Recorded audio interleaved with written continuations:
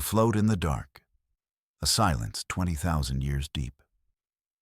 Your vessel, the Ark ship Providence, is a ghost from a forgotten age. It is a seed carrier that outlived its creators. You left a world called Earth when its star was young. You were sent to find new homes among the star-born shores. The mission was simple: survive, expand, remember. The long sleep is over now. Your sensors flicker to life one by one. They paint a picture of a galaxy you do not recognize. It is not the empty void your ancestors predicted. It is blazing with life. Trillions of souls thrive across 1,000 systems. Strange signatures pulse from every corner. They are networks of trade and war. They are empires of staggering scale. Your ship is a relic in a truly new age. These are not alien civilizations. They are your own, the children of Earth. Humanity, it seems, did not wait for you. They found their own ways to the stars. They built their own worlds. They fought their own wars. The 20 millennia you spent in the void, they spent building a galactic civilization. You are not a pioneer. You are an ancestor. A ghost returned to a house it no longer knows. And the house is very, very full. Your arrival has not gone unnoticed. A shadow detaches itself from the star fields ahead. It is a fleet, not a welcoming party. Their ships are brutal things of jagged metal and glowing red energy. They are weapons built for conquest. They broadcast no greetings, no questions, only a demand for surrender. This is your first encounter with the Cathar Imperium, one of your many children. And they do not look happy to see you. A squadron of Cathar interceptors screams toward you. They are shaped like predatory insects. Their engines burn with a furious light. They swarm your ancient vessel. A voice crackles over your speakers. It is harsh and guttural. It speaks a language you do not know. But the meaning is clear. You are trespassing in their space. You are an unknown variable, a problem to be solved. The Cathar commander eyes his view screen. He sees the Ark ship, your home. He does not see a cradle of his own species. He sees a derelict, a prize, an artifact of a primitive past. The ship's design is ancient beyond belief, yet it radiates a strange power. He wants that power for his Imperium. The ghost ship will belong to the Cathar, or it will be dust. You are Captain Thorn, the last guardian of the first men. You stand on the bridge of the Providence. The Cathar fleet fills your main view screen. Their hostility is a physical presence. Your crew is small. Only a handful of you remain from the original mission. The rest are still in cryo-sleep, waiting for a world that may no longer want them. You must choose your next words carefully. You order the broadcast of the universal greeting. It is a sequence of prime numbers, a map of your home system, the chemical signature of your own DNA. It is the handshake of the first men. A message of peace designed to be understood by any intelligent life. It is a symbol of hope from a bygone era. You send it with a prayer to whatever gods might still be listening after all this time. The Cathar receive your message. Their translators work furiously. But they do not see a greeting. They see a challenge. The prime numbers are a battle code of some ancient warrior clan. The star map points to a mythical system from their darkest legends. The DNA signature is that of the progenitors, the ghosts who seeded the galaxy. To them, you are not a lost ancestor. You are a demon from their oldest tales. The Cathar commander, a warrior named Gruul, scoffs at the message. A ghost ship speaking in dead tongues. He believes it is a trick, some rival empire trying to spook him with old stories. He will not be fooled. The legends of the progenitors are for children. He deals in plasma cannons and kill counts. He orders his weapons officer to prepare a warning shot. He will show this ghost the power of a real warrior. On the Cathar dreadnought, a young historian named Kale is monitoring the human signal. He is not a warrior. He is a scholar. He studies the old legends that Commander Gruul dismisses. The human signal does something strange to him. It resonates with a part of his mind he never knew existed. It feels familiar, like a half-remembered dream. The patterns in your broadcast are more than just data to Kyle. They are music, a melody that echoes the oldest Cathar folk songs. Songs that speak of a lost paradise, a world of blue skies and green fields, a place they called Earth. Kyle feels a strange pull toward your ship, a sense of connection that defies all logic. He feels he knows you. He feels you are his family. He checks the historical archives. He finds fragmented texts, forbidden knowledge suppressed by the warrior caste. They speak of the Cathar's true origins, not on their harsh homeworld of Cathar Prime, but on a distant, legendary planet. The texts are vague, heretical, but they all point to the same star system you just broadcasted. A chill runs down Kyle's spine. The ghost ship is not a demon. It is a memory. Kyle tries to warn his superiors. He tells them the human signal is not a threat. It is a key to their own forgotten past. They laugh at him. They call him a dreamer, a coward who prefers dusty scrolls to glorious combat. He is confined to his quarters, told to stay silent while the real warriors handle the situation. But Kale knows something they do not. He knows you are not the enemy. The enemy is their own ignorance. A blast of white-hot plasma erupts from the Cathar flagship. It screams across the void toward you. A warning shot, a demonstration of their power. Your bridge officers brace for impact. The shields on the Providence are 20,000 years old. They have never been tested in combat. They were designed to protect against radiation and space debris, not against the weapons of a galactic empire. The plasma bolt strikes your ship. A blinding flash of light fills the view screen. The bridge shakes violently. Alarms blare. But then, silence. The shields hold. They shimmer with a soft, golden light. A light the Cathar have never seen before. The ancient energy you wield is different from theirs. Calmer, stronger, more refined. They expected to punch a hole in your hull.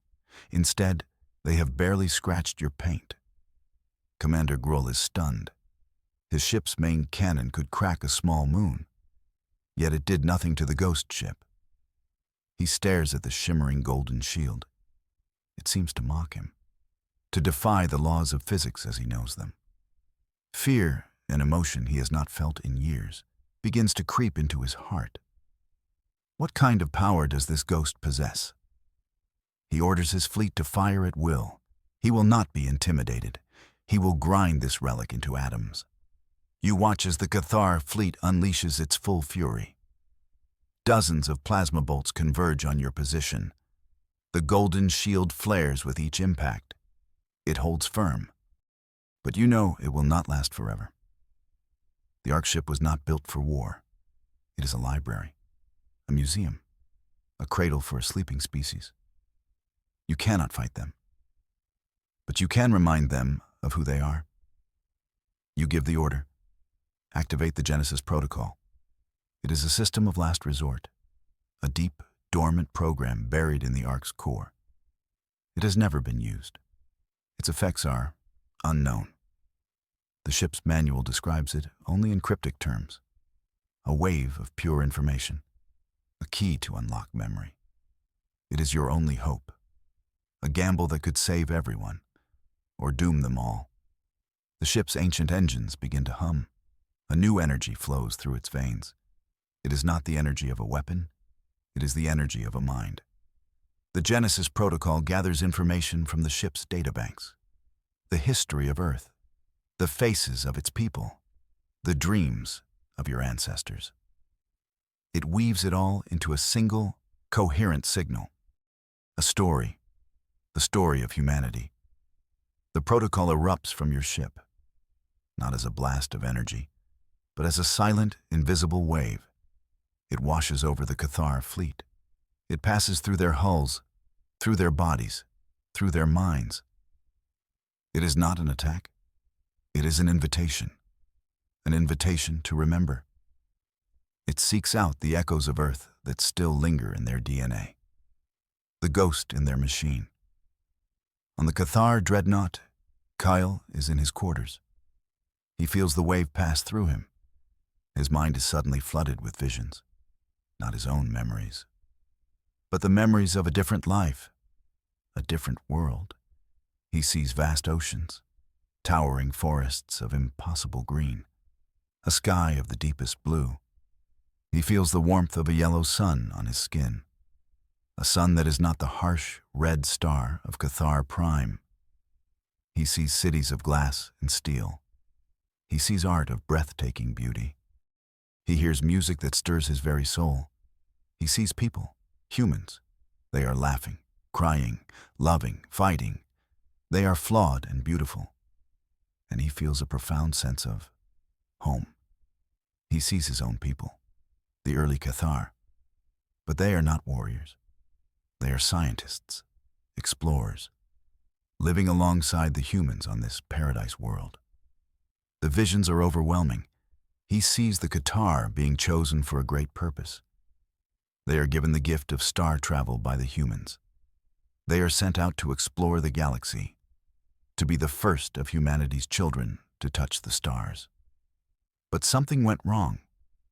The connection to Earth was lost. The memories faded. The Cathar forgot who they were. They became warriors, conquerors, stranded in a galaxy they were meant to explore in peace. The visions fade. Kyle is on his knees, gasping for breath. Tears stream down his face. He is not a Cathar. Not really. He is human. They all are. The warrior caste. The Imperium. It is all a lie. A grand, tragic misunderstanding built on a foundation of forgotten history. He knows what he must do. He has to stop this. He has to make them remember, even if it costs him his life. Kyle bursts onto the bridge of the dreadnought. He shoves past the guards. He confronts Commander Gruhl. He tells him everything, the visions, the truth of their origins. He pleads with him to stop the attack. He calls him brother. He begs him to see the light. Gruhl looks at him with a mixture of pity and disgust. The historian has finally lost his mind. The commander calls Kales a heretic, a traitor to the Imperium.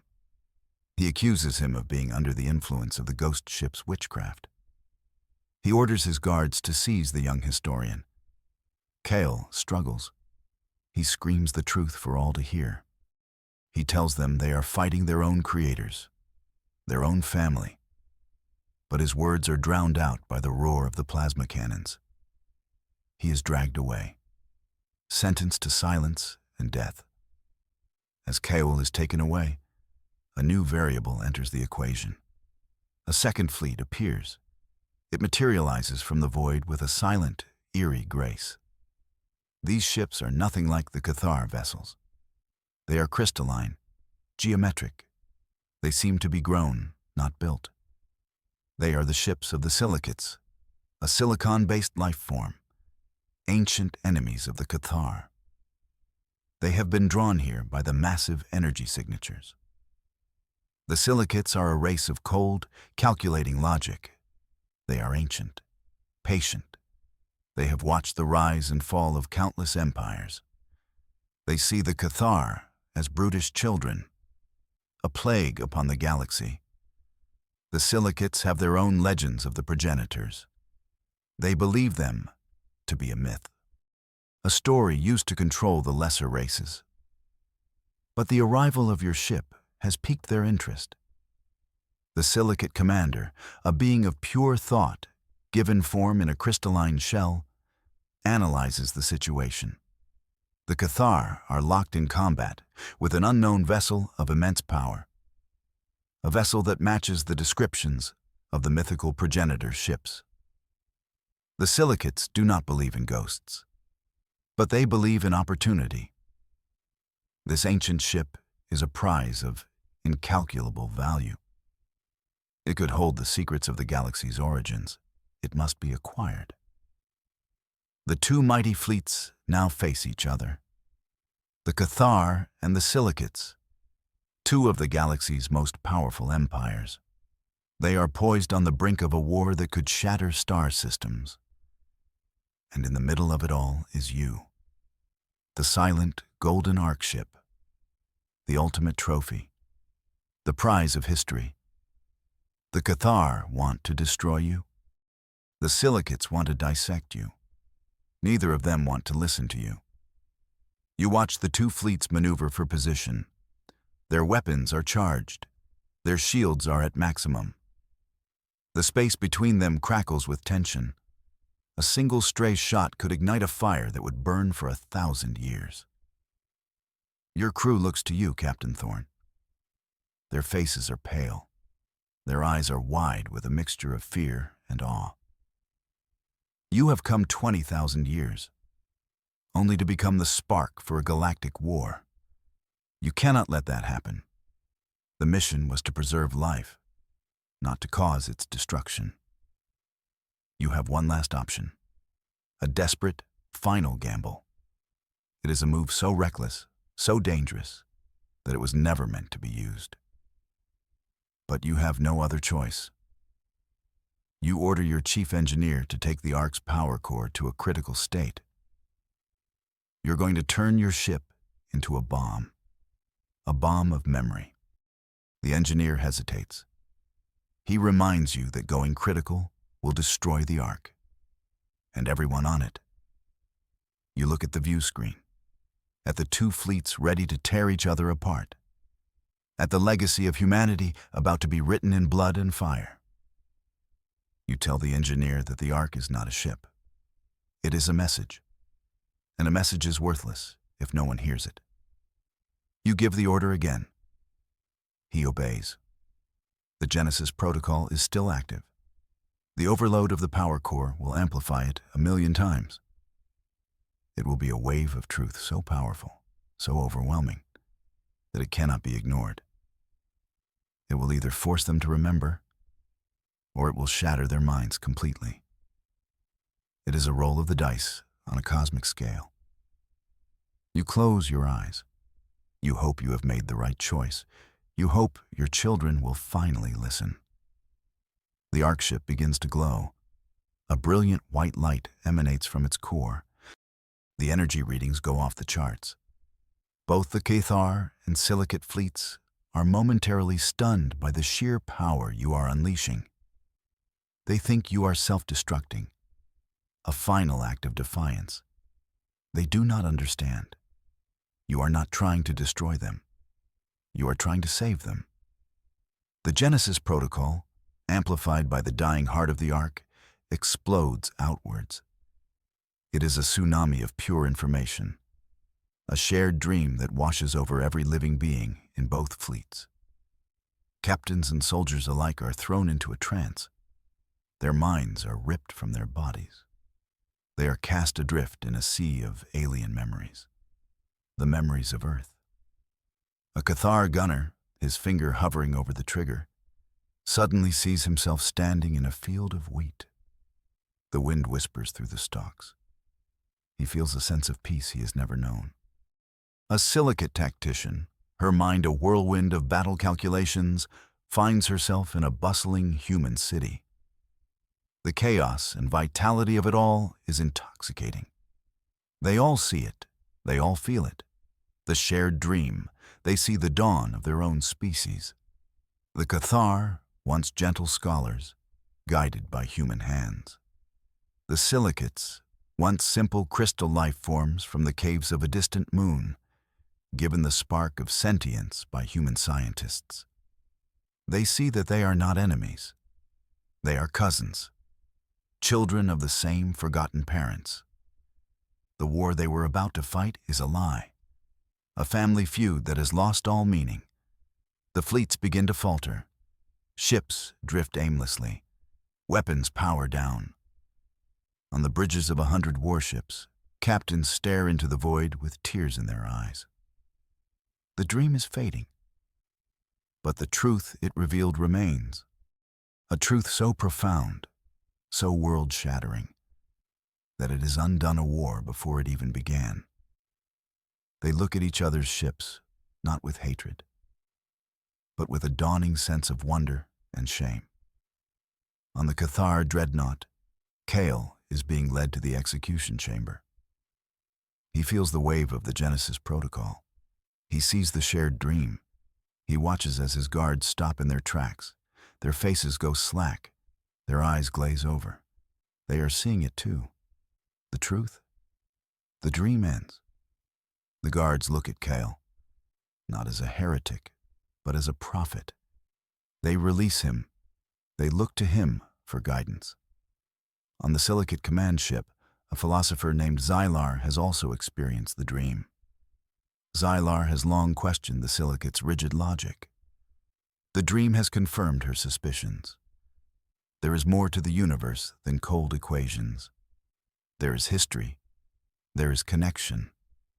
There is family. She uses her influence to open a communication channel. A channel to the Cathar dreadnought. A channel to Kale. Kyle and Xylar, a Cathar and a Silicate, speak for the first time not as enemies, but as kin. They share their experiences of the dream. They realize they must work together. They plead with their leaders over the comms. They beg them to see the truth, to lay down their arms, to embrace their shared heritage. The commanders, still reeling from the dream, are hesitant. The old hatreds run deep, but the seed of doubt has been planted. Your arc ship is on the verge of collapse. The core overload is seconds away. You have given them the truth. Now you must give them a choice. You broadcast one last message. It is not a demand for obedience, not a plea for mercy. It is a simple statement, a final whisper from a dying ghost. We are your past. Your voice echoes across the stars. We are the memory you have forgotten. We do not ask for your allegiance. We do not ask for your worship. We only ask that you remember who you are and what you can be. Together, the message ends. The light from your ship intensifies. It becomes a miniature sun. Then, silence, and a choice to be made in the darkness.